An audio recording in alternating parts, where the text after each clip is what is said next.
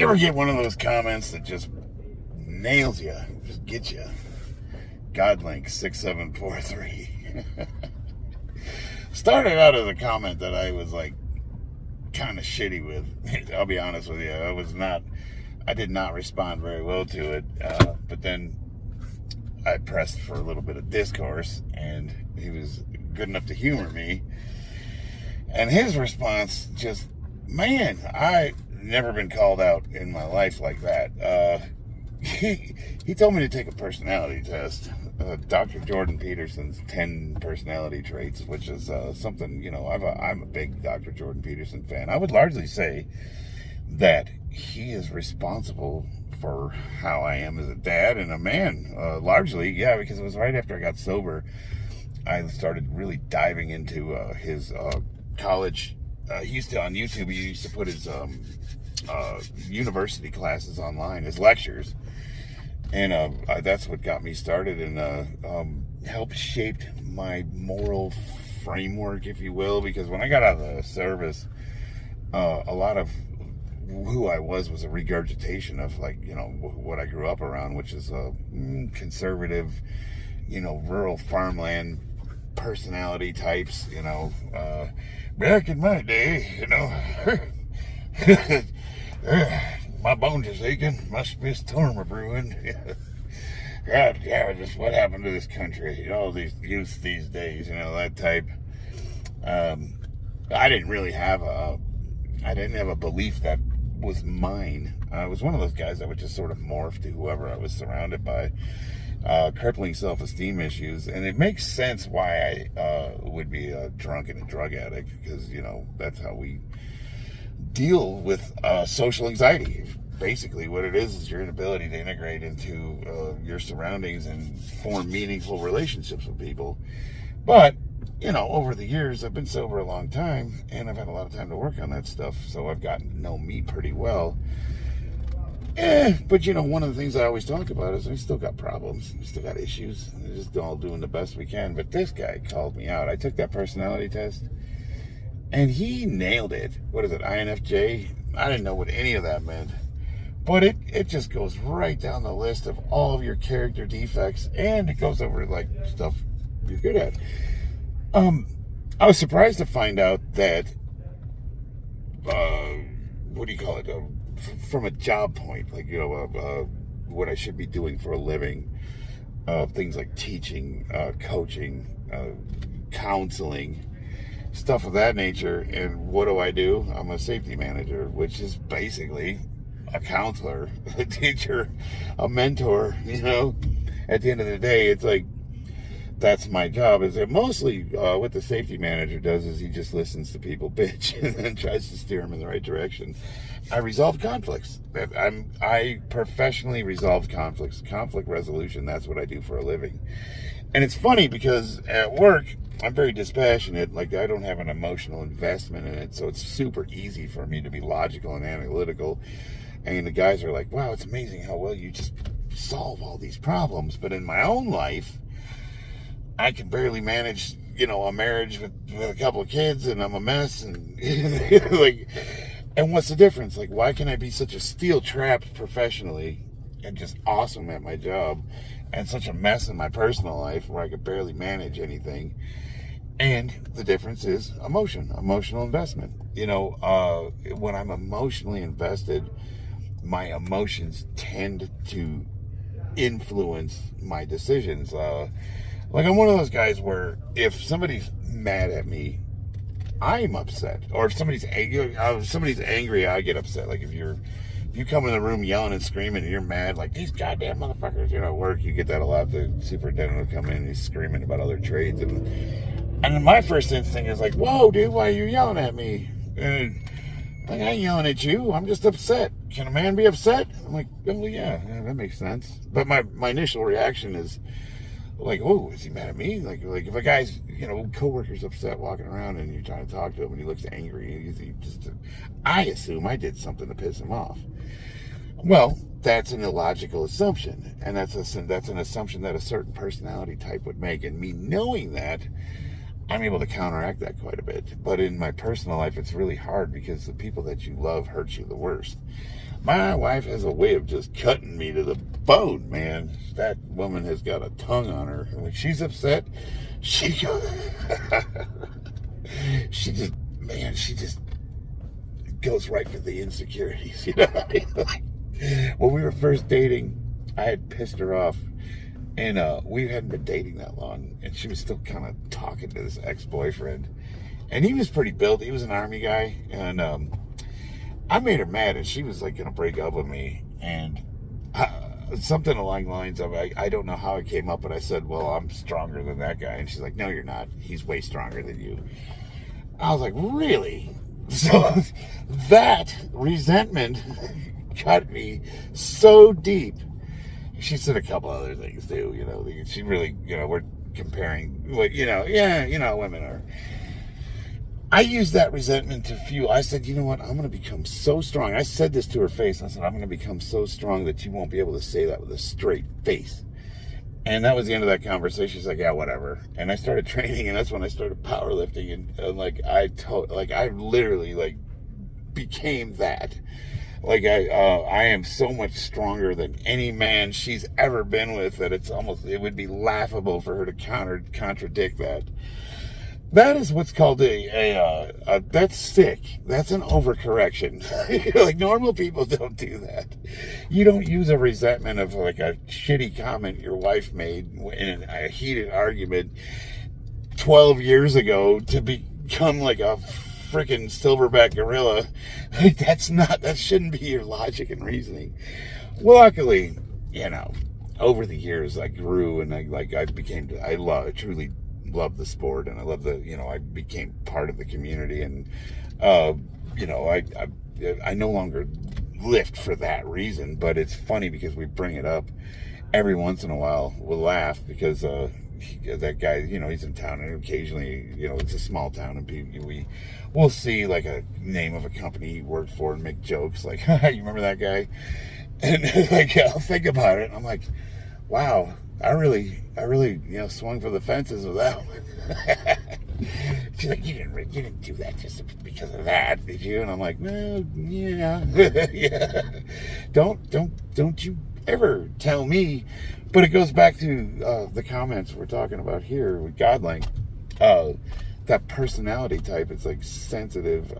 You know, it's a split. Logic and emotion. It's like I'm split right down the middle between being introverted and extroverted. Like, I love going out and hanging out with my friends, but it tires me out. It just wears me out, and so I needed that alone time to recharge. That's introverted. And I always thought, like, I was never truly an introvert. I just had social anxiety. Like, when I would go to a party, I would have a hard time introducing myself to people, girls particularly, so I'd always zone in for the person that I knew and then go talk to them.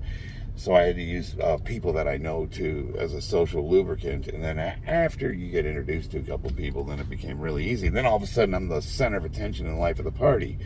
So I went from the wallflower hiding in the corner to the guy that's like swinging from the chandeliers all in one night. You know, and it's like, what are you? You know, I'm not that or that. So it's interesting, the personality test, because it also kind of tells you things you already know. If you're honest with yourself and you've actually done any kind of self-reflection, you know, like not being able to say no. Like, the boss tells you need to work this weekend, or a guy asks you for help, and you know, you really wanted to hang out with the family, but he's like, oh, I need your help moving or something like that, and you're just like, God, I can't say no. And that can become a problem, because we can become martyrs. We're the guy that's like, we're always helpful. You come and ask us for anything, we'll give you the shirts off our back. But then we become secretly resentful because nobody ever reciprocates, because they're not thinking like we are. Most people can set healthy boundaries and say no. And it's funny because I've never gotten mad because somebody told me no. I'll call a buddy up and ask if he can help out this on a weekend, or if he wants to do something. And he's like, nah, I got other things going on. And it's like, cool. But people like us, the INFJs, when somebody asks us the same thing, we feel guilty, almost inclined to lie. Like, you want to hang out this weekend?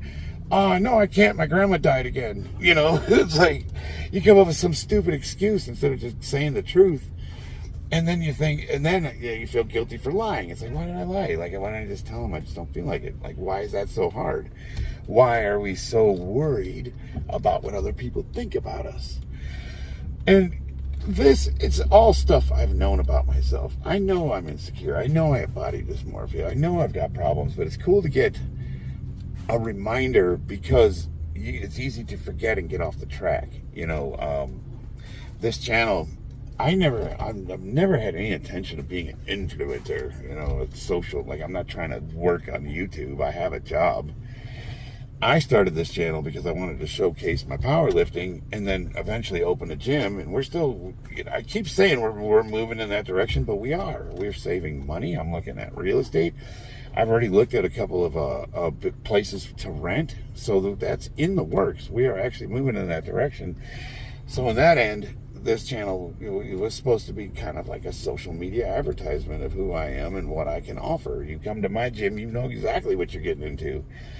But somehow along the lines, it kind of evolved into more than that. When I started posting, showcasing my artwork and my family and my hobbies, Warhammer and all that. And then now I'm doing political opinions and stuff like that.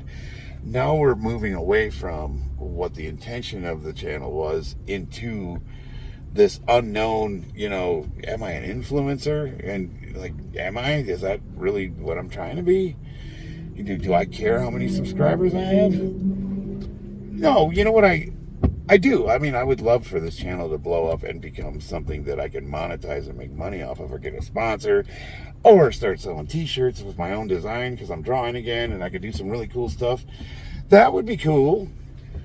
Supplemental income? Hell yeah, man. If I could do this and actually make enough money to where I didn't have to work 14-hour overtime days to, I make more than enough money for us to get by. But if we want to go on vacations or we want to, new stuff that's cool, it's like, yeah, I got to put in those long hours. And it's like, oh man, I'm 50. It's like this stuff's starting to take its toll.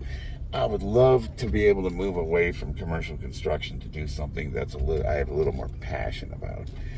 And is this channel part of that? So really the whole point is that Godlink kind of gave me a reality check. Like, boom, hey, check your motivations. What are you doing? INFJ, look, if I would challenge all of you, of my subscribers, just for fun, go online, look up Jordan Peterson's 10 personality traits. The one I did, I took it on a website and it charged me $1.95 to see the results. There's free ones. You could go down the list and find one, but I found one and I was like, fuck it, I just paid the $1.95 and I'm thinking I'm getting ripped off. But I looked up the business and it's accredited and they have other stuff you can purchase from them and books, and it was actually sponsored by Jordan Peterson's publisher, if does that make sense? Not him himself, but who he works with to publish his books. So it's legitimate, but there's versions of it that are free, and just for fun, it'd be interesting for you guys. I would love to hear you take that test, give me your results, and then tell me what type of personality types you are. And I think that would make for an interesting discussion. Because I'm a huge, what's the word I'm looking for? I think it's super important to do self-reflection and self-examination. I think like part of being a better man, a better person, a strong, assertive, when you're not strong and assertive, like becoming that is self-reflection. You've got to know what's wrong so that you can fix it. You have to admit there's a problem before you can do anything about it. You gotta, you know what I mean? You gotta diagnose the engine so you can find out what parts need to be replaced. Well, that's the same thing with us. If we don't ever examine ourselves and really like stop and think and check our motivations and really reflect inwards, how can we grow? And then of course, that's where you guys come in. It's like we need each other too, because you never know how other people see you. You just don't. Like, I honestly, when I walk around, I see myself as like this skinny little twerp. And I have bad posture, and I wouldn't say timid, but I'm like, not really trying to present myself. And all it takes is for one guy to like go, hey, what's up, big man? And I'm like, whoa. And then they flex and they go, "You're looking good, brother." And I'm like, "Oh yeah, I guess I talked." My wife's like, "See, I told you." And I'm like, "I just don't see myself that way." She's like, "You're a big guy." And sometimes in public, like in the malls, these guys will like mug me, like try to shoulder check me or like do some sort of weird intimidation thing. And I always thought, like, what? Why do people do that? She goes, "Because you're the big guy, like you're the target." And because I don't see myself that way, I don't realize, I don't know how other people see me. It's interesting. I don't know. In case anybody's wondering, I'm at Desert Radiology, which is a place where you can get imaging done, MRIs, CT scans, things of that nature. And my wife is in there getting her scans done. Finally, man, we had to go to war to get an MRI from the doctor, and then she's got to get 3 different ones: head, neck, and lower back. So just to get all 3 of those, if you can imagine, they were just going to look at the lower back, and I'm like, I'm going to go back to that doctor like 5 different times. Healthcare, I'm going to tell you right now, healthcare in Las Vegas is terrible. Terrible. I go to the VA. I have insurance through work. My family's covered. So I can go to a private doctor, but I still go to the VA because even though it is government run, it's way, way, way better than civilian healthcare out here. And, I can hear all the socialists now, well, that's government run healthcare. Yes, it is.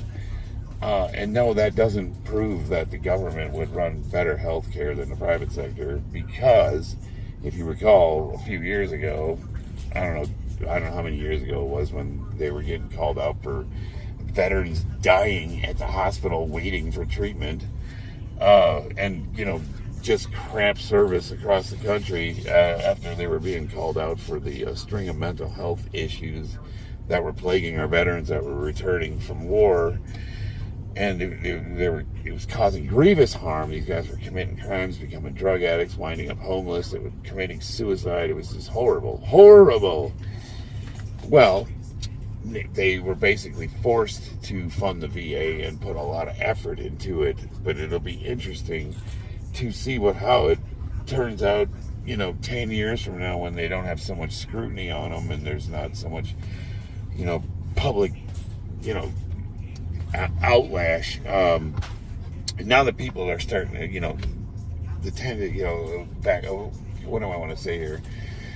10 years ago, if you were a veteran, it was awesome. People were like, "Yeah, thank you for your service, brother." Hell yeah. And now the sentiment is kind of shifting. It's like people like that.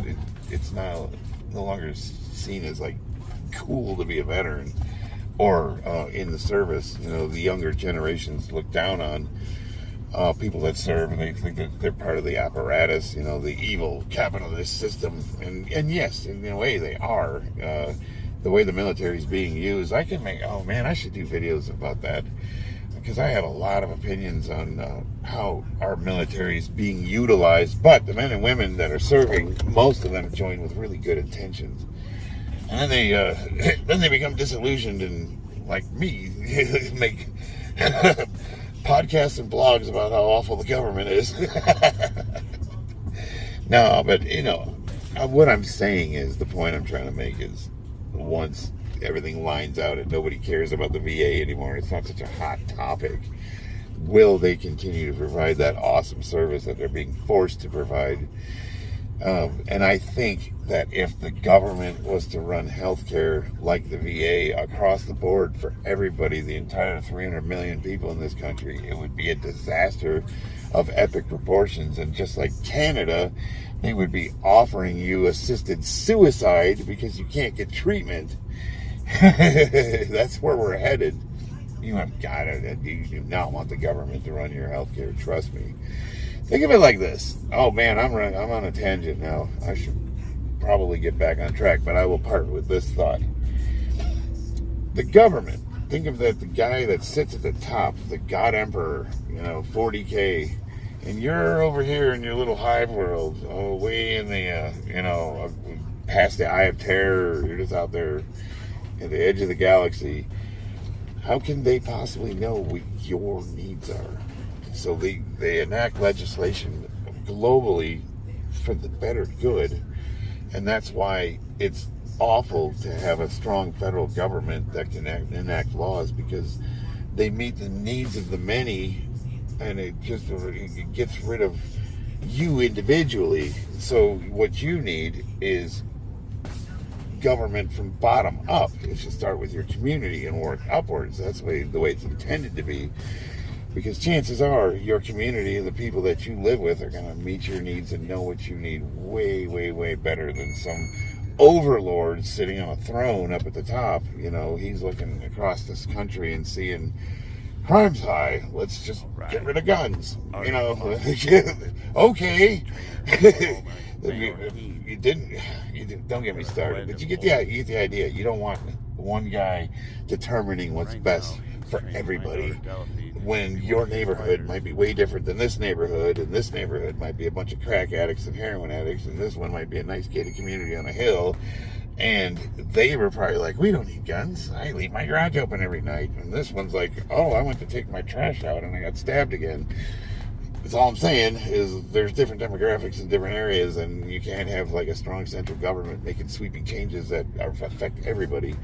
It should be your local communities that are taking care of this stuff, because, again, they know what you need and you can participate. How did that go from personality types? I don't know. That's a wild tangent. I guess I'm just sitting here waiting for my wife, and I'm like, I wanted to address that comment because it really got to me, man. It did. Made me start thinking. Anyways, again, challenge you guys. Take that personality test. Jordan Peterson, 10 personality traits. I would love to hear what you score and what our differences or similarities are. And we can talk about it. One more good one. Leave me some comments. Give me some ammo. I love you guys. I'll see you in the battlefield.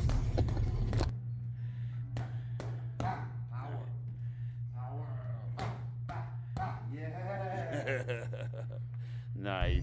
Awesome. Me and my legends are sitting in the shade, talking about the money that the outer ain't made, singing, whoop boy, don't you lie on the track. I like a whoop boy, don't you lie on the track. Whoop boy, don't you lie on the track. I like a whoop boy, don't you lie on the track. Yeah.